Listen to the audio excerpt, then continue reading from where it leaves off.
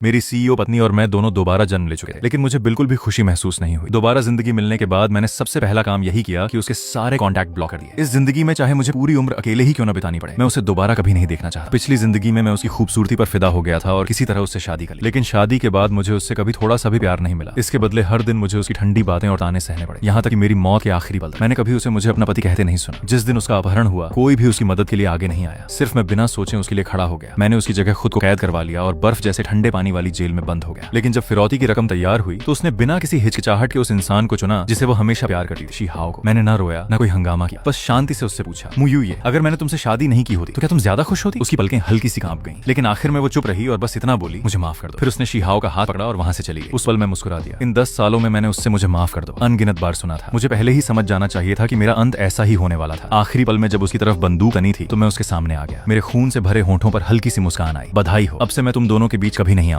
जब मैंने दोबारा आंखें खोली तो मैं वापस उस दिन आ चुका था जब मैंने कॉलेज की सबसे खूबसूरत लड़की मू यू ये को प्रपोज किया था। मेरे कानों में पिता की डांट सुनाई, यू ये जल्द ही यहाँ आने वाली है, अच्छे से तैयार हो जाओ, ये ट्रैक सूट बदल दो। बिना सोचे मैंने उस जगह को छुआ जहाँ पिछली जिंदगी में गोली लगी थी, लेकिन वहाँ कोई घाव नहीं था। मैं सच में दोबारा जन्म ले चुका था। आज वही दिन था जब मू यू ये सी परिवार में शादी के लिए लड़का चुनने आने वाली थी। अगर ये मेरी पिछली जिंदगी होती तो मैं तुरंत उठकर तैयार हो जाता। मैं अपनी सबसे अच्छी छवि उसके सामने दिखाने की कोशिश करता। आखिर कॉलेज के 4 सालों तक हर कोई जानता था कि मैं उसे पसंद करता था, बस वो ही नहीं जानती थी। इसलिए पिछली जिंदगी में जब उसने सी परिवार के सभी लड़कों में से मुझे चुना था तो मुझे लगा था जैसे मैं सपना देख रहा हूँ। लेकिन अब मैंने बस अपने बिखरे बालों को छुआ और जम्हाई लेते हुए कहा, समझ गया, आप पहले बाहर जाइए, ठीक है, खुद को साफ सुथरा कर लेना। यू ये को गंदे और लापरवाह लड़के पसंद नहीं है। हाँ पता है। मेरे पिता संतुष्ट होकर कमरे से चले गए। उन्हें लगा कि मैं मू यू ये के लिए अपना सबसे अच्छा रूप दिखाने वाला हूँ, लेकिन वो गलत है। मेरी पिछली जिंदगी की शादी ने मुझे साबित कर दिया था कि कुछ खुशियां शायद मेरे लिए कभी बनी ही नहीं थी। हालांकि सी परिवार और मू परिवार की शादी से दोनों परिवारों को बहुत फायदा मिला, लेकिन मू यू ये ने कभी दिल से मेरे लिए मुस्कुराया तक नहीं। यहाँ तक कि पति पत्नी के रिश्ते में भी उसने कभी मुझे अपना पति नहीं कहा। उसने एक बार रोते हुए मुझसे कहा था, क्या मुझे सच में पूरी जिंदगी तुम्हारे साथ ही फंसे रहना पड़ेगा? एक बार मैंने भी उससे पूछा था, अगर मैं तुम्हारी जिंदगी में पहले आया होता तो क्या तुम मुझे भी वैसे ही प्यार करती जैसे तुम शी हाउ से करती हो? लेकिन मुझे कभी जवाब नहीं मिला। हालांकि उसका एक मुझे माफ कर दो ही सब कुछ बता गया था। जब खुशी जबरदस्ती नहीं मिल सकी तो बेहतर है कि हम अपनी अपनी जिंदगी जिएं। वैसे भी हांगकांग में एक बड़ा बिजनेस मौका आने वाला है। इसकी कीमत अगले 10 सालों में कई गुना बढ़ जाएगी। यही सही समय है वहां जाकर उसे हासिल करने का। सामान पैक करने के बाद मैंने अपना फोन खोला। वॉलपेपर पर मू यू ये की मुस्कुराती हुई तस्वीर थी, जिसे देखकर मेरी आंखों में चुभन होने लगी। तो शादी से पहले उसकी मुस्कान इतनी बड़ी, इतनी चमकदार और इतनी गर्म थी। पिछली जिंदगी की उसकी रोती हुई आंखों को याद करके मैंने कॉन्टैक्ट खोला और शी हाउ की चैट खोल दी। मैंने लिखा, हैप्पीनेस एवेन्यू जाओ और उसे प्रपोज कर। थोड़ी देर बाद शी हाउ का जवाब आया, क्या तुम पागल हो गए हो? मैंने लिखा, मैं मजाक नहीं कर रहा। आज वो साई परिवार में शादी के लिए लड़का चुनने आ रही है और तुम जानते हो उसे तुम्हारे अलावा कोई पसंद नहीं है। शी परिवार भी सी परिवार की एक शाखा है। अगर मू यू ये उसे चुनती है तो भी ये शादी का गठबंधन माना जाएगा। बस समस्या ये है कि सी परिवार दिवालिया होने की कगार पर है, इसलिए उससे शादी करने से मू यू ये को कोई फायदा नहीं होगा। इसीलिए मैंने पिता से बात करके सी परिवार को इस शादी से हटा दिया है। मैं मानता हूँ कि मैं स्वार्थी था। मुझे पता था कि अगर शी हाउ आ गया तो मेरे पास कोई मौका नहीं बचेगा। लेकिन बाद में मू यू ये रोते हुए मुझसे बोली, जीशियांग, अब मैं पूरी जिंदगी सिर्फ तुम्हारी रहूंगी। अब तो तुम खुश हो ना? लेकिन मुझे बिल्कुल भी खुशी नहीं हुई इस जन्म में। चलो हम दोनों एक दूसरे को आजाद कर देते हैं। मैंने खुद को एक साधारण मेहमान की तरह छिपा लिया और भीड़ में जाकर खड़ा हो गया। मैंने चुके से इवेंट में मौजूद मू यू ये की तरफ देखा। पिछली जिंदगी की तरह इस बार भी उसकी आंखें ठंडी और बेपरवाह थी। ऐसा लग रहा था कि शी हाउ के अलावा कोई दूसरा आदमी कभी उसकी नजरों में आ ही नहीं सका। जब उसने मेरे आखिरी कजिन को भी ठुकरा दिया तो उसने अधीर होकर मेरे पापा की तरफ देखा। अंकल साई, क्या अब सब लोग आ चुके हैं? मेरे पापा मुस्कुराए, हाँ, बस एक आदमी अभी तक नहीं आया है। यू ये, चिंता मत करो, मैं चिंता नहीं कर रही। वह वहीं सीधी होकर बैठ गई और उसकी नजरें एक बार फिर दरवाजे पर टिक गई। पिछली जिंदगी में भी वह इसी तरह दरवाजे को देख रही थी। उस आदमी के आने का इंतजार कर रही थी जिससे वह प्यार करती थी। बहुत देर तक उसका इंतजार करने के बाद भी जब वह नहीं आया तब उसने आखिरकार अपना हाथ उठाकर मेरी तरफ इशारा किया। उसकी बेजान आवाज गूंजी तो वही उसके उस लापरवाह से फैसले ने मुझे हर साल अपनी जान जोखिम में डालकर उसके लिए सब कुछ करने पर मजबूर कर दिया। मैंने शी हाउ को एक मैसेज भेजा, आ रहे हो या नहीं? अगले ही पल हॉल के दरवाजे खुल गए। दोनों की नजरें एक दूसरे से मिली। उन्हें पूरी दुनिया में सिर्फ एक दूसरे ही दिखाई दे रहे थे। ऐसा लग रहा था जैसे पिछली जिंदगी में भी उन्हें इसी पल मिलना चाहिए था। मैंने हल्की सी मुस्कान दी, अपनी कैप नीचे खींची और वहां से निकलने लगा। मेरे बिना मू यू ये, अब तुम आखिरकार खुश रह पाओगी, है ना? लेकिन तभी मैंने मू यू ये को कहते हुए सुना, शी हाउ, धन्यवाद, लेकिन मैं तुमसे शादी करने का इरादा नहीं रखती। उसके इतना कहते ही वहां मौजूद सभी मेहमान सन्न रह गए। सब जानते थे कि शी हाउ उसका पहला प्यार था, लेकिन मैं वहां से जा चुका था, इसलिए मुझे नहीं पता कि उसके बाद वहां क्या हुआ। यहाँ तक कि शी हाउ को भी लगा कि शायद उसने गलत सुन लिया है। यू ये, तुमने सी फैमिली के सभी लोगों को ठुकरा दिया, सिर्फ मुझे छोड़कर। क्या तुम्हें कोई और पसंद है? मू यू ये ने मेरे पापा की तरफ देखा। अंकल, क्या आह शियांग नहीं आया? मेरे पापा हैरान रह गए। मू यू ये हमेशा मेरे साथ बेहद ठंडा व्यवहार करती थी। पिछली जिंदगी में वह हमेशा मुझे पूरे नाम से बुलाती थी। ये पहली बार था जब उसने मेरा सरनेम हटाकर सिर्फ आह शियांग कहा। मेरे पापा ने जवाब दिया, उस लड़के को कुछ काम था इसलिए वो बाहर गया है। मू यू ये एक पल के लिए जड़ हो गई। मुझसे सगाई करने से ज्यादा जरूरी कौन सा काम हो सकता है? मेरे पापा के माथे पर ठंडा पसीना आ गया। कोई बात नहीं। मू यू ये फिर से सीधी होकर बैठ गई। मैं उसके वापस आने का इंतजार करूंगी। मेरे पापा ने जबरदस्ती मुस्कुराते हुए कहा, यू ये, सी फैमिली में इतने अच्छे लड़के हैं, फिर जिद उसी की क्यों? मू यू ये मुस्कुराई, मुझे सिर्फ वही चाहिए। जैसे ही वो वापस आएगा मैं उसी से सगाई करूंगी। मेरे पापा ने फिर से माथे का पसीना पहुंचा। यू ये, तुम्हें उसका इंतजार छोड़ देना चाहिए। क्यों? मू यू ये ने पलकें झपकाई। क्या वो मुझे सबसे ज्यादा पसंद नहीं करता? शुरू में मेरे पापा भी यही सोचते थे, लेकिन जब मैंने अपना सामान पैक किया और उनसे विदा लेने पहुंचा तो वो पूरी तरह चौंक गए। मेरे इस अचानक फैसले से वो बिल्कुल खुश नहीं थे, लेकिन माँ के गुजर जाने के बाद उन्होंने हमेशा मुझे बहुत प्यार दिया था। जब उन्होंने मेरा बिजनेस प्लान और प्यार को लेकर मेरे विचार सुने तो आखिरकार उन्होंने सिर हिलाकर मुझे जाने की इजाजत दे दी। अब मेरे पापा को समझ ही नहीं आ रहा था कि वो क्या जवाब दें, लेकिन शी हाओ अब खुद को रोक नहीं पाया। यूए, वो तुमसे सच में प्यार नहीं करता, उसके धोखे में मत आओ। अगर यकीन नहीं है तो ये देखो। इतना कहकर उसने अपने फोन की चैट हिस्ट्री दिखा दी। जैसे ही मू यूए ने वे मैसेज पढ़े वो झटके से खड़ी हो गई। उसने कांपते हाथों से फोन छीन लिया, यहाँ तक कि उसकी आवाज भी कांपने लगी। उसने तुमसे मुझे प्रपोज करने के लिए कहा था? शी हाओ ने सिर हिलाया। वो तुम्हें उतना भी पसंद नहीं करता। पहले जो कुछ भी था वह सिर्फ एक नाटक था। वह इतनी जल्दी में यहाँ से गया, शायद अब उसे कोई और पसंद आ चुका है। नामुमकिन। मू यूए ने सिर उठाकर शी हाओ की तरफ देखा। उसकी आंखों में साफ दिखाई दे रहा अविश्वास देकर शी हाओ भी हैरान रह गया। शेंग मेरे साथ ऐसा कभी नहीं कर सकता। मू यूए ने फिर मेरे पापा की तरफ देखा। अंकल साई प्लीज अब मजाक मत कीजिए। मैं मू फैमिली की सबसे बड़ी बेटी होने की कसम खाकर कहती हूँ, जैसे ही शी शेंग मेरे सामने आएगा मैं उसी वक्त उसके साथ मैरिज रजिस्ट्रेशन करवा लूंगी। यूए, मैं सच में तुम दोनों को जानबूझकर अलग नहीं कर रहा। बस, मेरे पापा ने भारी आवाज में कहा। उसने कहा है कि इस जन्म में वो तुमसे दोबारा कभी मिलना ही नहीं चाहते। मू यूए के हाथ की नीली नसें उभर आई थी। उसने अपना फोन खोलकर कॉन्टैक्ट्स देखे। उसे यकीन ही नहीं हो रहा था, वो मुझसे मिलना क्यों नहीं चाहता। मैं तो वही इंसान हूँ जिससे वो सबसे ज्यादा प्यार करता है। जब उसका मैसेज भेजा नहीं जा सका तभी उसका शरीर लड़खड़ा गया और वो लगभग अपना संतुलन खो बैठी। वह लाल रंग के विस्मयादि बोधक निशान को अविश्वास से घूरती रह गई। उसकी सांसें कांपने लगी। उसने मुझे ब्लॉक कर दिया। सुना है आज मू परिवार की बेटी और शी परिवार के युवा मास्टर की सगाई है। कौन? साई परिवार वाला लड़का? अरे वही जो देवी मुंह के पीछे पागलों की तरह घूमता था। भूल गए क्या? ओह, वही साई परिवार वाला चिकू लड़का। अगर मैं उसकी जगह होता तो बहुत गुस्सा आता। मैं धूप का चश्मा पहने अपना सूटकेस लेकर सड़क किनारे खड़ा इंतजार कर रहा था। राह चलते लोगों की बातें सुनकर मैंने खुद पर तंज भरी मुस्कान दी। अब इस जिंदगी में शी परिवार वाला वो लड़का कभी उसके पीछे नहीं भागेगा। इस जिंदगी में मैं आजाद रहना चाहता हूँ और अपनी मर्जी से जीना चाहता हूँ। सुना है देवी मुंह ने आज के लिए एक बहुत बड़ी स्क्रीन तैयार करवाई है। देखो देखो, सबसे ऊंची बिल्डिंग पर लगी है। सुना है सिर्फ 10 सेकंड चलाने का खर्च 1 लाख है। मैंने सिरदर्द में अपनी नाक के ऊपर हाथ फेर लिया। हालांकि मैं उसे पहले ही छोड़ चुका था, लेकिन उसे शी हाओ के साथ अपना प्यार दिखाते हुए देखने का ख्याल भी मेरे सीने में दर्द पैदा कर रहा था। जैसे ही मैं मुड़कर जाने वाला था मेरी नजर आंसुओं से भरी आंखों पर पड़ी। आशें, तुम्हारे बिना मैं कभी खुश नहीं रहूंगी। मुझे लगा शायद मुझे भ्रम हो रहा है। मैंने अपना धूप का चश्मा थोड़ा नीचे किया। वो औरत जो पिछली जिंदगी में मुझसे शादी करके रोई थी आज पिछली जिंदगी से भी ज्यादा रो रही थी। शी शेंग, मैं आज यहाँ सिर्फ तुम्हारे लिए आई हूँ। बस तुम वापस आ जाओ, मैं तुरंत तुम्हारे साथ मैरिज लाइसेंस बनवा लूंगी। मैं तुमसे वादा करती हूँ। मू यूए की आवाज हवा में गूंज उठी। उसकी आवाज में पूरा दृढ़ निश्चय था। मैं वहीं जड़ होकर खड़ा रह गया, जैसे किसी ने मुझ पर जादू कर दिया हो। मेरा दिमाग पूरी तरह खाली हो गया। क्या दोबारा जन्म लेने की वजह से मेरी समझ गड़बड़ा गई है? क्या मैं सच में ये सब सुन रहा हूँ? मू यूए, वही औरत जो पिछली जिंदगी में मुझसे दूर भागी थी, अब मुझसे शादी करना चाहती। शी शेंग, मुझे पता है तुम मेरी आवाज सुन सकते हो। अगर तुम जवाब नहीं देना चाहते तो भी कोई बात नहीं, मैं तुम्हें ढूंढ लूंगी। उसकी आवाज ने मुझे होश में वापस ला दिया। आसपास लोगों की बातें मेरे कानों में पड़ने लगी। क्या मैंने सही सुना? देवी मुंह उस चिकू लड़के से प्यार का इजहार कर रही है? सच कहूं तो दोनों साथ में काफी अच्छे लगते हैं। बस पहले वो उसे पसंद नहीं करती थी। उसका हर वक्त उसके पीछे घूमना थोड़ा ज्यादा ही था। सुना है ना, अगर कोई लंबे समय तक किसी के पीछे लगा रहे तो आखिर में सब कुछ हासिल कर लेता है। क्या साई परिवार वाले उस लड़के ने सच में कर दिखाया? उनकी बातें सुनकर मुझे मू यूए के इजहार ए प्यार को गंभीरता से लेना पड़ा। मैंने अपना दिमाग साफ करने के लिए जोर से खुद को थप्पड़ मारा। मैं बार बार यही यकीन करने की कोशिश कर रहा था कि बड़ी स्क्रीन पर प्यार का इजहार करने वाली लड़की सच में मू यूए ही थी। लेकिन ये कैसे हो सकता है? क्या उससे सच में मुझसे प्यार हो गया? जैसे ही ये ख्याल मेरे मन में आया मैंने खुद को फिर से जोरदार थप्पड़ मार दिया। मैं जरूर पागल हो गया हूँ। क्या पिछली जिंदगी का दर्द मेरे लिए काफी नहीं था? लगता है मू यूए मेरी सोच से भी ज्यादा व्यवहारिक है। पारिवारिक शादी के इस रिश्ते से सबसे ज्यादा फायदा उठाने के लिए उसने आखिरकार उसी इंसान को चुन लिया जिससे वो प्यार नहीं करती थी। ये सोचकर मेरा दिल चुभ गया। मैं पूरी तरह निराश हो चुका था। उसी समय टैक्सी आ गई। मैंने दरवाजा खोला और उस जगह से जल्दी से निकल गया जिसने मुझे इतना बेचैन कर दिया था। जैसे ही मैं उतरा मैंने किसी को चिल्लाते हुए सुना, वो रहा, उसे पकड़ो। मेरा दिल एक पल के लिए रुक गया। मैंने देखा कि करीब 1 दर्जन लोग तेजी से मेरी तरफ दौड़ते हुए आ रहे थे। बिना कुछ सोचे मैंने अपना सूटकेस उठाया और भाग गया। आखिरकार मैं भागते भागते एक कन्वीनियंस स्टोर में छिप गया। दुकान के कर्मचारी ने मुझे कुछ सेकंड तक घूर कर देखा, फिर अचानक मेरी तरफ उंगली दिखाकर चिल्लाया, शी शेंग, हे भगवान, तुम खुद हमारे यहाँ आ गए। मैं इतना डर गया कि घबराकर फिर से बाहर भाग गया। कई गलियां पार करने के बाद एक सुनसान जगह पर जाकर रुका। अब जाकर सांस लेने का मौका मिला। मैंने जल्दी से मोबाइल निकाला और खबरें देखने लगा। लेकिन जैसे ही ऐप खोला सबसे ऊपर दिखाई देने वाली खबर ने मुझे स्तब्ध कर दिया। मोए ने 10 मिलियन युवान का इनाम घोषित किया। जो भी शी शेंग की जानकारी देगा उसे इनाम मिलेगा। मैं कुछ सेकंड तक स्क्रीन को देखता रह गया। समझ नहीं पा रहा था कि आखिर हो क्या रहा है। जब हम साथ थे तब वह सबसे ज्यादा पछताती थी कि उसने मुझसे शादी क्यों की। अब जबकि मैं खुद उसके रास्ते से हट गया था तो फिर वह मुझे ढूंढने के लिए इतनी पागल क्यों हो रही थी। मैंने कॉलर ऊपर कर लिया, आधा चेहरा ढक लिया, फिर चश्मा ठीक से पहनकर एयरपोर्ट की ओर चल पड़ा। लेकिन तभी पीछे से एक परिचित आवाज सुनाई दी। शी शेंग, मेरे कदम वहीं रुक गए। मेरी रीढ़ में ठंडक दौड़ गई। मैं इस आवाज को कभी नहीं भूल सकता था। पिछले जन्म में मैंने यह आवाज न जाने कितनी बार सुनी थी, लेकिन उसमें कभी गर्मजोशी नहीं थी। शी शेंग, तुम आखिर कब तक मुझसे भागते रहोगे? पीछे से हाई हील्स की तेज आवाजें सुनाई देने लगी। वो तेजी से मेरी ओर आ रही थी। जैसे ही उसने मेरा हाथ पकड़ने की कोशिश की मैंने तुरंत सड़क किनारे एक टैक्सी रोकी, दरवाजा खोला और अंदर कूद गया। फिर ड्राइवर से चिल्लाकर कहा, जितनी तेज चला सकते हो चलाइए। टैक्सी तेजी से आगे बढ़ गई। मैं बार बार पीछे देख रहा था। कुछ देर बाद जब यकीन हो गया कि कोई पीछा नहीं कर रहा तभी मैंने राहत की सांस ली। लेकिन अगले ही पल एक जोरदार ब्रेक लगा। मेरा सिर सामने वाली सीट से टकरा गया। ड्राइवर घबराकर बोला, सर, सामने किसी ने रास्ता रोक लिया है। मैंने खिड़की से बाहर देखा और मेरी आंखें फैल गईं। सामने एक लग्जरी स्पोर्ट्स कार खड़ी थी। उसने शानदार मोड़ लेकर पूरी सड़क बंद कर दी थी और उस कार का नंबर प्लेट मैं उसे बहुत अच्छी तरह पहचानता था। वह मुयुए की कार। ड्राइवर का चेहरा डर से सफेद पड़ गया। वह घबराकर बोला, सर, कृपया नीचे उतर जाइए, ये सवारी मैं आगे नहीं ले जा सकता। मैंने बाहर देखा। मुझसे द यूएई की स्पोर्ट्स कार सड़क के बीचों बीच खड़ी थी। ऐसी कार और ऐसा नंबर प्लेट देखकर आम लोग भी समझ जाते कि सामने कोई बहुत बड़ी हस्ती है। मैंने कोई बहस नहीं की। जैसे ही टैक्सी से उतरा तुरंत पास ही एक रिहायशी कॉलोनी की ओर भाग पड़ा। वहाँ की गलियां संकरी थी, स्पोर्ट्स कार अंदर नहीं आ सकती थी। पीछे से मो यूए की आवाजें आई, सीशेंग रुक जाओ। जैसा मैंने सोचा था, वह सचमुच कार छोड़कर मेरे पीछे दौड़ पड़ी। मेरे मन में अचानक एक योजना आई। मैंने जानबूझकर घबराए हुए इंसान की तरह दूसरी दिशा में भागना शुरू किया, फिर मौका देकर वापस मुड़ा। मोटो यूए का ध्यान दूसरी ओर था। मैं तेजी से उसकी स्पोर्ट्स कार तक पहुंचा, दरवाजा खोला और सीधे ड्राइविंग सीट पर बैठ गया। इंजन स्टार्ट करते हुए मैंने हंसकर कहा, थोड़ी देर के लिए उधार ले रहा हूँ, एयरपोर्ट पहुंचकर लौटा दूंगा। अगले ही पल कार बिजली की तरह आगे निकल गई। मैंने सोचा इस बार तो मैं उससे छुटकारा पा ही लूंगा, लेकिन कुछ ही मिनट बाद कानों में एक तेज गर्जना सुनाई दी। मैंने हैरानी से बगल में देखा और जो नजारा दिखाई दिया उसे देखकर दंग रह गया। मुके यूए एक मोटरसाइकिल पर सवार थी और बिल्कुल मेरी कार के बराबर दौड़ रही थी। मैं अनायास घबरा गया। स्पोर्ट्स कार के साथ बाइक रेस करना मजाक नहीं था, ये जान जोखिम में डालने जैसा था। उसने हेलमेट पहने हुए मेरी ओर इशारा किया। स्पष्ट था कि वह चाहती थी मैं गाड़ी रोक, लेकिन मैं कैसे रुका? इस जन्म में मैंने तय कर लिया था, अब मेरा उससे कोई संबंध नहीं रहेगा। मैंने एक्सीलेटर पूरी तरह दबा दिया, कार और तेज हो गई। कुछ ही सेकंड में वो काफी पीछे छूट गई। मैंने सोचा अब तो वो हार मान जाएगी, लेकिन अगले ही पल एक काली परछाई बिजली की तरह मेरी बगल से गुजरी। मैं डर कर उधर देखने लगा और मेरी आंखें फटी रह गई। मुझसे यूए की मोटरसाइकिल फिर से मेरे आगे निकल चुकी थी। उसने शानदार तरीके से बाइक घुमाई और ठीक मेरी कार के सामने रोक दी। मैंने घबराकर पूरी ताकत से ब्रेक दबाया, धड़ाम मेरा सिर एयर बैग से टकराया, कार रुक गई। अगले ही पल दरवाजा खुला, मुला यूए अंदर आ गई और बिना कुछ कहे ड्राइविंग सीट पर बैठ गई। उसके होठों पर हल्की मुस्कान थी। मुझे पता था तुम मुझे मारने की हिम्मत नहीं करोगे। मैंने थकर सीट से सिर टिका दिया, फिर झुंझुलाकर पूछा, आखिर तुम चाहती क्या हो? वो मेरी ओर मुड़ी, उसकी आंखों में हल्की शरारत। तुम लगातार मुझसे भाग रहे हो, कहीं ऐसा तो नहीं कि मुझे दोबारा देखकर तुम्हारे दिल में फिर से कुछ महसूस होने लगे? उसकी बात सुनकर मेरा शरीर अकड़ गया। एक ख्याल अचानक दिमाग में आया, क्या उसे भी पिछले जन्म की याद है? लेकिन मैंने तुरंत अपने भाव छिपा लिए। तुम्हें ऐसे किसी के पीछे भागते रहना अच्छा लगता है? मैंने वही बात उससे कही जो पिछले जन्म में वह मुझे अनगिनत बार कह चुकी थी। उसकी आंखों में एक पल के लिए दर्द चमका, लेकिन अगले ही पल गायब हो गया। वह धीरे से बोली, सीइंग सच मान लो, तुम्हें डर है कि तुम फिर से मुझसे प्यार करने लगोगे। मैंने तुरंत जवाब दिया, बकवास। वह मुस्कुराई, फिर बोली, तुम मुझे अपने साथ हांगकांग चलने दो। मैं चिढ़ गया, क्यों? वह हंस पड़ी। उसकी मुस्कान देखकर मैं कुछ पल के लिए खो गया। पिछले जन्म में मैंने शायद ही कभी उसे यूं मुस्कुराते देखा था। तुम तो वहां निवेश करने जा रहे हो, क्या हुआ? डरते हो कि मैं साथ रहूंगी तो तुम खुद को संभाल नहीं पाओगे। मैं जानता था कि वो मुझे उकसा रही है और ये तरीका हमेशा से काम करता था। मैंने झुंझुलाकर जेब से लाइटर निकाला, सिगरेट जलाई, उसके सामने ही धुआं छोड़ा। वह कुछ पल चुप रही, लेकिन इस बार उसके चेहरे पर वह नफरत नहीं थी जो पिछले जन्म में हुआ करती थी। 10 साल तक मैंने उसकी वजह से सिगरेट छोड़ रखी थी। पहली बार खुलकर धुआं फेफड़ों में भरा। मैंने धुएं के छल्ले बनाते हुए कहा, ठीक है चलना है तो चलो, लेकिन मेरा काम खराब मत करना। मुके यूए हल्का सा मुस्कुराई, फिर धीरे से बोली, तुम चिंता मत करो, हांगकांग मुझे तुमसे कहीं ज्यादा अच्छी तरह पता है। ये बात सच थी। पिछले जन्म में शाह कई साल तक हांगकांग में काम करता रहा था। उस समय मैं बहुत उत्साह से मुशिया है। यूए से कहा करता था, चलो हम दोनों हांगकांग घूमने चलते हैं। मैंने तो उसके लिए लगभग 3000 शब्दों की एक पूरी ट्रैवल गाइड भी तैयार कर दी, हर जगह की जानकारी, घूमने के रास्ते, खाने की जगह, सब कुछ। लेकिन बदले में मुझे सिर्फ उसका ठंडा जवाब मिला था, घूमने में क्या रखा है, मेरे पास तुम्हारे साथ खेलने का समय नहीं है। लेकिन इस जन्म में हांगकांग पहुंचने के बाद उसका व्यवहार बिल्कुल अलग था। वह इतनी उत्साहित थी कि मैं खुद असहज होने लगा। पहली रात वह मुझे अपने बुक किए हुए होटल में ले गई। फर्श से छत तक बने कांच के सामने खड़ी होकर उसने दूर विक्टोरिया हार्बर की ओर इशारा किया। उसकी आंखें चमक रही थीं। इस समय की रोशनी सबसे खूबसूरत होती है। मैंने बिना दिलचस्पी दिखाए जवाब दिया, ठीक ठाक ही है। अगले दिन वह फिर मुझे सुबह सुबह उठा लाई। इस बार हम डिज्नीलैंड गए। वह पूरे दिन मुझे एक राइड से दूसरी राइड तक घुमाती रही। उसके हाथ में कॉटन कैंडी थी और वह बार बार हमारी तस्वीरें देख रही थी। फिर अचानक शिकायत करने लगी, तुम हर फोटो में इतने उदास क्यों दिखते हो? तस्वीरें बिल्कुल अच्छी नहीं आ रही। मैंने थके हुए स्वर में कहा, तुम जबरदस्ती घसीट कर लाई हो, दिलचस्पी तो होगी नहीं। वह कुछ पल के लिए चुप हो गई, लेकिन उसके चेहरे की मुस्कान फिर भी गायब नहीं हुई। उसके बाद वह मुझे विक्टोरिया पीक भी ले गई। हम शहर की सबसे ऊंची जगह पर खड़े थे। पूरा हांगकांग नीचे चमक रहा था। वह उम्मीद भरी नजरों से मेरी तरफ देखने लगी। तुमने कहा था कि तुम्हें पहाड़ चढ़ना बहुत पसंद है। मैंने कंधे उचकाए, शायद ठीक ही लगा है। वह उलझन में पड़ गई, लेकिन तुम तो यहाँ आना चाहते थे। मैंने हवा से बिखरे बाल पीछे किए। सच कहूं तो याद नहीं। उसे मेरा यह जवाब समझ नहीं आया, लेकिन मैं जानता था क्यों। क्योंकि जिन जगहों पर आने का सपना मैंने देखा था वे सपने पिछले जन्म के थे। इस जन्म में मैं पहले जैसा इंसान नहीं रहा था। कुछ दिन बाद हम तियानतान बुद्ध मंदिर पहुंचे। वहीं खड़े खड़े अचानक मुझे एक बात समझ आई। मोयुए मुझे जिन जिन जगहों पर घुमा रही थी वे सब बिल्कुल उसी क्रम में थी जैसा मैंने पिछले जन्म में अपनी 300 शब्दों वाली ट्रैवल गाइड में लिखा था। एक भी जगह अलग नहीं थी, एक भी रास्ता अलग नहीं था, सब कुछ वैसा ही था। मेरे दिल में हल्की सी हलचल हुई, लेकिन फिर मैंने खुद को संभाल लिया। किसी यात्रा की खूबसूरती सिर्फ जगहों से नहीं होती, साथ चलने वाला इंसान भी मायने रखता है। और अब मैं उसके लिए पहले जैसा महसूस नहीं करता था। मंदिर में उसने श्रद्धा से अगरबत्ती लगाई, फिर मेरी तरफ मुड़ी। उसकी आवाज बहुत धीमी थी, आशंक मेरे साथ रहकर तुम खुश हो? मंदिर के सामने झूठ बोलना ठीक नहीं लगा, इसलिए मैंने बिना सोचे जवाब दिया, नहीं। उसने कुछ पल मेरी ओर देखा, फिर मुस्कुराने की कोशिश की। अगर मैं पूछूं कि इन दिनों मेरे साथ घूमते हुए खुश हो? मैंने फिर वही जवाब दिया, नहीं। इस बार उसके होंठ हल्के से कांपे, लेकिन वह फिर भी मुस्कुराई। हालांकि वह मुस्कान मजबूर लग रही थी। लेकिन ये तो वही सब है जो तुम चाहते थे। मैंने उसकी ओर देखा, हाँ, लेकिन बहुत देर हो चुकी है। अगरबत्ती का धुआं हवा में तैर रहा था। कुछ देर तक हम दोनों चुप रहे। फिर उसने धीमे स्वर में कहा, ठीक है, मैं समझ गई। लेकिन अगले ही पल उसकी आवाज फिर मजबूत हो गई। फिर भी मैं हार नहीं मानूंगी। वह सीधे मेरी आंखों में देख रही थी। भगवान के सामने मैं झूठ नहीं बोलूंगी। मैंने नजरें झुका ली, लेकिन उसकी चमकती आंखें फिर भी मेरे सामने थी। एक पल के लिए मुझे वह दिन याद आ गया जब मैं पहली बार उससे मिला था। बस एक नजर और मैं पूरी जिंदगी के लिए उससे प्यार कर बैठा था। लेकिन वह सब अब बीत चुका था। मैंने शांत स्वर में कहा, जैसा तुम्हारा मन, लेकिन मैं तुम्हारे साथ नहीं रहूंगा। जिस दिन तुम्हें पछतावा हो जाए उसी दिन चली जाना। यह कहकर मैं मुड़ गया। मेरे कदम दृढ़ थे, लेकिन मुझे बिल्कुल अंदाजा नहीं था कि आगे क्या होने वाला है। अगली सुबह जब मेरी आंख खुली तो मुंडी यूए पहले ही जा चुकी। कमरा खाली था। मैंने फोन मिलाया, कोई जवाब नहीं मिला। मैसेज भेजा, लेकिन कोई उत्तर नहीं आया। हालांकि मैं खुद उससे दूर होना चाहता था, फिर भी एक अजीब सी बेचैनी मन में उठने लगी। आखिर वह बिना कुछ बताए अचानक कहां चली गई? मानवता के नाते ही सही मैंने अपने कुछ जान पहचान वालों से उसके बारे में पता लगाने को कहा, लेकिन पूरे दिन कोई खबर नहीं मिली। एक दिन बीता, फिर दूसरा, फिर तीसरा। मेरे बिजनेस के सारे काम लगभग पूरे हो चुके थे, लेकिन मुंह यूए का कोई पता नहीं था। मेरे मन की बेचैनी बढ़ती जा रही थी, कहीं उसके साथ कुछ हो तो नहीं गया। मैंने अनजाने में भौहें सिकोड़ ली। कुछ दिनों बाद आखिर खबर मिली, वह सुरक्षित वापस अपने शहर लौट चुकी थी। ये सुनकर मैंने राहत की सांस ली। कम से कम वह ठीक तो थी। हांगकांग का काम पूरा होने के बाद मैं भी वापस लौट आया, लेकिन घर लौटते समय बार के पास जो दृश्य मैंने देखा उसने मेरे कदम रोक दिए। दो परिचित लोग सामने खड़े थे, मोयुए और शाह। मैं उन्हें पहचानने में गलती नहीं कर सकता था। हल्की हवा चल रही थी, मोयुए के बाल हवा में लहरा रहे थे। तभी मैंने शाह की आवाज सुनी। वो बहुत नरमी से कह रहा था, अगर वो तुम्हें नहीं चाहता तो मैं चाहता हूँ। मेरे दिल में जैसे किसी ने जोर से मुट्ठी अंगूठी कस दी। एक अजीब सा दर्द फैल गया। हालांकि मैं बहुत पहले फैसला कर चुका था कि मोए से मेरा कोई संबंध नहीं रहेगा, लेकिन जब वो अचानक गायब हुई थी तब भी मैं उसकी चिंता करता रहा। अगर वो सचमुच हार मानकर अपनी जिंदगी में आगे बढ़ जाती तो शायद मुझे इतना बुरा नहीं लगा, लेकिन मेरे सामने वो शहाव के पास लौट आई थी और दूसरी तरफ मेरे सामने प्यार का नाटक करती रही। यह बात मैं स्वीकार नहीं कर पा रहा था। उस पल मुझे फिर पिछले जन्म की सारी बेइज्जत जती याद आ गई। मेरे दिल में कड़वाहट भर गई। मैंने खुद से कहा बस अब कभी उससे कोई रिश्ता नहीं रखना। वह मेरी किस्मत की सबसे बड़ी उलझन है। मैंने उन्हें परेशान नहीं किया, चुपचाप वहां से चला आया। घर पहुंचते ही मैंने उसका नंबर ब्लॉक कर दिया, उसके सारे मैसेज डिलीट कर दिए, सोशल मीडिया से भी उसे हटा दिया, उससे जुड़ी हर चीज मिटा दी। इस बार मैं सचमुच अतीत से नाता तोड़ना चाहता था। हांगकांग का निवेश सफल हो चुका था, भविष्य में उससे भारी मुनाफा मिलने वाला था। अब मेरे पास काफी समय था, इसलिए मैंने अकेले यात्रा पर निकलने का फैसला किया। पिछले जन्म में मैं हांगकांग इसलिए जाना चाहता था क्योंकि मो यूए को वह जगह पसंद थी, लेकिन मेरी अपनी पसंदीदा जगह कहीं और थी। अब जबकि मेरे साथ कोई नहीं था, मैं अकेले ही दुनिया देखने निकल सकता था। लेकिन जिस दिन मैं रवाना होने वाला था उसी दिन मेरे दरवाजे पर फिर दस्तक हुई। दरवाजा खोला, सामने मुंह यूए खड़ी थी। मैंने माथा पकड़ लिया। तुम्हारा आखिर खत्म कब होगा? मैं झुंझुला कर बोला, लेकिन वह मुस्कुरा रही, दोनों हाथ पीछे छिपाए हुए। तुम भूल गए, आज मेरा जन्मदिन है। मैंने भौहें चढ़ा दी। तो जन्मदिन है तो शाह के पास जाओ। मेरे पास क्यों आई हो? उसने मुझे देखा, फिर बहुत सहजता से बोली, क्योंकि तुम मेरे पति हो। मेरे पूरे शरीर में सहरन दौड़ गई। मैं नहीं हूं और हमारा अब कोई रिश्ता नहीं। आगे से मेरा पीछा मत करना। इतना कहकर मैं सूटकेस लेकर निकलने लगा, लेकिन उसने अचानक मेरा हाथ पकड़ लिया। आशंक, क्या अब भी तुम्हारा गुस्सा खत्म नहीं हुआ? मैंने उसका हाथ झटक दिया। मेरी आवाज थोड़ी ऊंची हो गई। इतने में पिता भी बाहर आ गए। उन्होंने देखा कि मूची कैप्टर यूए की आंखें लाल थी। तुरंत मेरी तरफ घूरने लगे। सी और मुंह परिवार पुराने दोस्त थे। पिता हमेशा मुझे यूए को अपनी बेटी जैसा मानते थे। मैं सफाई देने ही वाला था कि पिता का हाथ उठ गया, लेकिन मुंह यूए ने उन्हें रोक लिया। फिर उसने मेरी तरफ देखा। उसकी आवाज बहुत शांत थी। आशंक, मैं वादा करती हूँ यह आखिरी बार है जब मैं तुम्हारा पीछा कर रही हूँ। बस मुझे अपने साथ चलने दो। मेरा आखिरी जन्मदिन मना दो। आज रात 12 बजे के बाद मैं फिर कभी तुम्हें परेशान नहीं करूंगी। मैं कुछ सेकंड उसे देखता रहा, फिर बोला, सच? उसने तुरंत दाहिना हाथ उठा दिया। मैं मुंह परिवार की बड़ी बेटी होने की कसम खाती हूँ। मैंने गहरी सांस ली। ठीक है, लेकिन याद रखना आज के बाद फिर कभी मेरे पीछे मत आना। उसकी आंखें चमक उठी। अगले ही पल उसने खुशी से मेरा हाथ पकड़ लिया। चलो, उसकी ये हरकत देखकर मैं असहज हो गया। मुकेश से कोड यूए जैसी लड़की का इस तरह मेरे हाथ से लिपटना वाकई अजीब था, लेकिन मैंने कुछ नहीं कहा। आखिर ये आखिरी बार था। हालांकि मेरे मन में उसके लिए बहुत शिकायतें थी, फिर भी ये सोचकर कि शायद आज आखिरी बार हम साथ हैं, मैंने अपना व्यवहार थोड़ा नरम रखा। रास्ते में एक छोटी सी दुकान दिखी। वहाँ रंग बिरंगी लाल डोरियां और छोटे छोटे आभूषण बिक रहे थे। पता नहीं क्यों मैंने अचानक उसकी ओर इशारा करके पूछा, पसंद है? ले दूं? सच कहूं तो मुझे उम्मीद ही नहीं थी कि वो मान जाएगी। मुझे यूए जैसी लड़की के लिए कुछ रुपए की चीजों की कोई कीमत नहीं थी। मैंने तो बस यूं ही पूछ लिया था, लेकिन उसने बिना सोचे मुस्कुराकर कहा, हाँ। मैं कुछ पल के लिए स्तब्ध रह गया। तुम्हें सच में ये पसंद है? उसने मेरी आंखों में देखते हुए जवाब दिया, अगर तुम खरीदोगे तो मुझे सब पसंद है। एक पल के लिए मुझे लगा जैसे सामने खड़ी लड़की मोटा की यूए नहीं है। मैंने लाल डोरी खरीद कर उसके हाथ में बांध दी। वह खुश होकर अपना हाथ मेरी ओर बढ़ाने लगी, फिर उस पर लगे छोटे लाल मोती को दिखाकर बोली, जानते हो इसका मतलब क्या होता है? मैंने लापरवाही से जवाब दिया, नहीं। वह हंस पड़ी, फिर उंगली से मेरे माथे को हल्का सा छूकर बोली, तुम सच में बहुत बेवकूफ हो। सुना नहीं कभी? लाल मोती प्रेम और यादों का प्रतीक होता है, जिसे दिल से चाहो। उसके लिए मैं कुछ पल चुप रह गया। उसका यह मीठा व्यवहार मुझे और असहज कर रहा था। मैंने तुरंत कहा, यह बातें शाह से जाकर कहना। मैं किसी और के साथ बांटी हुई प्रेम कहानी स्वीकार नहीं कर सकता। लेकिन उसने बुरा नहीं माना, बस हल्के से मुस्कुरा दी। पूरे रास्ते वह उस सस्ती सी लाल डोरी को बहुत संभाल कर पकड़ी रही। उसे इतना खुश देखकर मुझे थोड़ा अजीब लगा। मैंने माहौल बदलने के लिए कहा, चलो शॉपिंग करते हैं। आज जो खरीदना है खरीद लो, सारा खर्च मैं दूंगा। उसकी आंखें चमक उठी। ये मेरा जन्मदिन का गिफ्ट है। मैंने कंधे उठाए। मान लो वो अचानक हंस पड़ी, फिर मेरा हाथ पकड़कर बोली, अब डिनर की जरूरत नहीं है, मैंने सब पहले से तैयार कर लिया है। कुछ देर बाद वो मुझे एक होटल में ले गई। जैसे ही कमरा खुला मैं वहीं रुक गया। पूरा कमरा उपहारों से भरा हुआ था। बीच में एक विशाल जन्मदिन का केक रखा था। चारों तरफ रंग बिरंगे गिफ्ट पैक सजे हुए थे। मैं हैरान रह गया, ये सब किसने भेजा है? मुर्गी यूए ने सिर हिलाया, किसी ने नहीं, ये सब मैंने तैयार किया है। मैंने खुद की ओर इशारा किया मेरे लिए, लेकिन आज तो तुम्हारा जन्मदिन है। वो मुस्कुराई, उसकी आंखों में हल्की नमी थी। हाँ, लेकिन आज मैं तुम्हारा जन्मदिन मनाना चाहती हूँ। मैं चुप रह गया। फिर मेरी नजर उन गिफ्ट पर गई। हर गिफ्ट के ऊपर एक नंबर लिखा, 1 साल, 2 साल, 3 साल, 4 साल और इसी तरह आगे सारे उपहार उम्र के हिसाब से अलग अलग रखे गए। आखिरी ढेर पर लिखा था 32 साल। मेरा दिल जोर से धड़क उठा। पिछले जन्म में मेरी और मुमाई यूए की शादी 22 साल की उम्र में हुई थी। 10 साल बाद मैं उसके लिए मर गया था। कुल मिलाकर 32 साल। इन 10 सालों में मैं हर साल उसका जन्मदिन मनाता रहा, लेकिन उसने कभी मेरा जन्मदिन याद तक नहीं रखा। अब समझ आया, वो पिछले जन्म के छूटे हुए सारे जन्मदिन एक साथ पूरा कर रही थी। मैंने उसकी ओर देखा। आज तुम्हारा जन्मदिन है, लेकिन जश्न मेरा मनाया जा रहा है। मेरे शब्दों का मतलब साफ था। मैं ये जताना चाहता था कि इससे मेरा फैसला नहीं बदलेगा। मुचाकी यूए ने नजरें झुका ली। उसकी आवाज थोड़ी उदास हो गई। मैंने कभी उम्मीद नहीं की कि तुम वापस आ जाओगे। कुछ पल बाद मैंने पूछा, तो फिर तुम्हें क्या चाहिए? मैं बदले में तुम्हारे लिए क्या करूं? ऐसा लगा जैसे वो इसी सवाल का इंतजार कर रही थी। उसने तुरंत सिर उठाया, फिर धीरे से बोली, मेरे साथ एक बार मंदिर चलो। मैं कुछ पल उसे देखता रहा, फिर आखिरकार हामी भर दी, क्योंकि उसने वादा किया था आज के बाद वो मेरी जिंदगी से हमेशा के लिए चली जाएगी। हम दोनों साथ में मंदिर पहुंचे। वहां उसने श्रद्धा से अगरबत्ती जलाई, फिर भगवान के सामने कुछ देर आंखें बंद करके खड़ी रही। मैं एक तरफ चुपचाप खड़ा था। कुछ देर बाद उसने अपने बैग से एक डिब्बा निकाला। जब उसने उसे खोला तो मेरे हाथ अनायास ही रुक गए। अंदर एक अंगूठी रखी थी। उसका डिजाइन बिल्कुल वैसा ही था जैसा पिछले जन्म में हमारी शादी की अंगूठियों का था। मो यूए ने अंगूठी मेरी ओर बढ़ाई, फिर धीरे से बोली, आशेंगे, मेरी एक आखिरी इच्छा और है। क्या तुम यह अंगूठी मुझे पहना दोगे? मैंने तुरंत भौहें सिकोड़ ली। क्या तुम चाहती हो कि मैं तुम्हें प्रपोज करूं? वह हंस पड़ी, फिर शरारती अंदाज में पूछने लगी, क्या तुम करोगे? मैंने बिना किसी झिझक के सिर हिला दिया। नहीं, मंदिर में झूठ नहीं बोलना चाहिए। उसकी मुस्कान थोड़ी फीकी पड़ गई, लेकिन वह फिर भी मुस्कुराती रही। मुझे पता था तुम यही जवाब दोगे। फिर उसने जल्दी से कहा, चिंता मत करो, इसका कोई और मतलब नहीं है। मैं बस चाहती हूँ कि तुम मेरे हाथ में एक अंगूठी पहना दो। मैं भगवान की कसम खाती हूँ, आज रात 12 बजे के बाद मैं सच में तुम्हारी जिंदगी से चली जाऊँ। मैंने गहरी सांस, फिर अंगूठी उठाई और धीरे से उसकी उंगली में पहना दी। मोती यूए ने अपनी उंगली उठाकर अंगूठी को ध्यान से देखा, फिर धीरे धीरे मेरे कंधे पर सिर रख दिया। मेरा शरीर तुरंत सख्त हो गया, लेकिन इस बार मैंने उसे हटाया नहीं। आखिर ये आखिरी बार था। कुछ देर बाद उसने धीमे स्वर में कहा, शुरुआत में मैं तुम्हें सचमुच पसंद नहीं करती थी। मेरे चेहरे पर तनाव आ गया। मैंने कहा, बस कर, मुझे ये पिछले जन्म की बातें याद नहीं करनी थी। लेकिन उसने फिर भी कहना जारी रखा, 10 साल बहुत लंबे होते हैं। पत्थर भी इतना समय मिले तो गर्म हो जाता है। मैंने आंखें बंद कर ली। उसकी बातें सुनना मुश्किल हो रहा था, क्योंकि मैं अब भी तय नहीं कर पा रहा था कि उसकी कौन सी बात सच थी और कौन सी झूठ। वह धीरे से मुस्कुराई, लेकिन उसकी आवाज में दर्द साफ था। मैंने तुमसे कभी झूठ नहीं कहा, आशेंगे। वो मेरे कंधे पर सिर टिकाए नीचे शहर की रोशनियों को देख रही थी। मुझे पता है तुम मुझसे नफरत करते हो और मैं ये भी जानती हूँ कि शायद तुम मुझे कभी माफ नहीं करोगे, करोगे, लेकिन मेरी सबसे बड़ी जन्मदिन की इच्छा फिर भी यही है कि तुम पूरी जिंदगी खुश रहो। मैंने उसकी ओर देखा। आज का मुंह यह है कि यूए मुझे बेहद अजीब लग रहा था। पहले कभी उसने इस तरह बात नहीं की थी। मैं कुछ कहने ही वाला था कि अचानक मेरे हाथ की पीठ पर कुछ गर्म गिरा। मैंने नीचे देखा, वह खून था, लाल खून की कुछ बूंदें। मैं चौंक गया। यूएई, मैंने तुरंत उसे अपनी बाहों में संभाल लिया। उसके होठों के किनारे से खून बह रहा था। मेरा दिल घबरा उठा। तुम्हें अस्पताल ले चलते हैं। मैं उसे उठाने ही वाला था कि उसने मेरा हाथ पकड़ लिया। उसकी पकड़ बहुत कमजोर थी। नहीं, अब बहुत देर हो चुकी है। उसी समय मंदिर की घंटियां बज उठी। Dong Dong Dong. रात के ठीक 12 बज चुके थे। मेरी सांसें कांपने लगी। मोयुए, तुम्हें क्या हुआ है? उसने मुश्किल से मुस्कुराने की कोशिश की, फिर बहुत धीमे स्वर में बोली, मेरा समय पूरा हो गया। मैं समझ नहीं पाया क्या मतलब। उसकी आंखें धीरे धीरे धुंधली होने लगी। फिर उसने कहा, पिछले जन्म में मुझे बहुत पहले मर जाना चाहिए था, लेकिन तुम्हारा ये दूसरा जीवन मैंने भगवान से मांगा था। मेरा दिमाग सुन्न पड़ गया। क्या तुम क्या कह रही हो? मुसार यूए के खून से सने होठों पर हल्की मुस्कान उभरी। उसने वो हाथ उठाया जिसमें मैंने अभी अभी अंगूठी पहनाई थी। फिर मेरी ओर देखते हुए बोली, धन्यवाद। मुझे अंगूठी पहनाने के लिए उसकी आंखों में आंसू चमक रहे थे और पहली बार मैंने उनमें कोई झूठ नहीं देखा। वह मुझे देखती रही, जैसे इस चेहरे को हमेशा के लिए अपने दिल में बसा लेना चाहती हो। फिर बहुत धीरे से बोली, मैं तुमसे बहुत प्यार करती हूँ, बहुत बहुत ज्यादा। उसकी आवाज टूट गई। उसका हाथ मेरे हाथ में ढीला पड़ने लगा। हमारी हथेलियों के बीच गर्म खून बह रहा था। मंदिर के नीचे पूरा शहर रोशनी से जगमगा रहा था। उसकी आंखों में वही रोशनियां झिलमिला रही थी। वह हल्का सा मुस्कुराई, फिर फुसफुसाई, काश समय यहीं रुक जाता। अगले ही पल उसकी सांसें थम गई। उसका शरीर मेरी बाहों में बिल्कुल शांत हो गया। मैं वहीं जड़ होकर बैठा रह गया। मेरे हाथ धीरे धीरे कांपने लगे। ऐसा लग रहा था जैसे मेरे दिल का कोई हिस्सा अचानक खाली हो गया।